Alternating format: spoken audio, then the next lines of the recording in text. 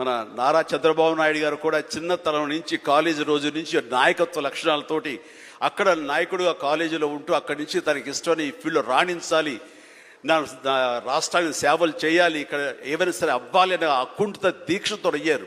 ఆ రోజున రామారావు గారు ఉంటారని ఆయన పాలిటిక్స్కి వస్తారని కాదు, ఆయనకు మీద నమ్మకం ఆయన.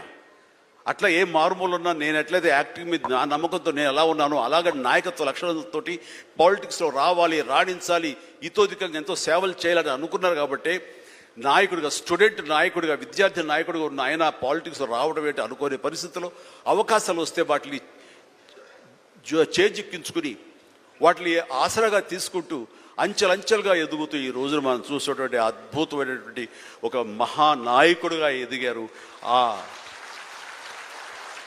ఆయన దిశానిర్దేశంలో, ఆయన నాయకత్వంలో హైదరాబాద్ దగ్గర నుంచి ప్రతి నగరం, అంటే ఫస్ట్ ఇండియాలో ఆఫ్టర్ బెంగళూరు మళ్ళీ అలాంటి ఐటీ నగరంగా, అంటే ఎంత విజనరీ అంటే ఫ్యూచర్లో ఇది డెఫినెట్గా ఈ రోజున మనం అనుకుంటున్నాం డిజిటలైజేషన్ ఆ రోజున అంత ఉధృతంగా లేదు, అలాంటి దాన్ని అవి తీరుతుంది ఆయన అన్నారే.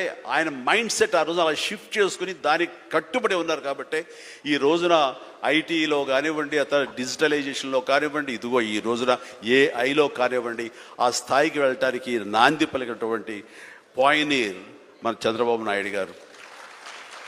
సో ఇలాంటి నాయకుల మైండ్ సెట్ షిఫ్ట్ అవ్వడం అన్నది ఎంతగా అభివృద్ధిలోకి ఎంత ఇదిగా ఉందో మనం తేటతెల్లంగా చూస్తున్నాం. కాబట్టి it's a wonderful subject, Sharini. I do appreciate. All the very best.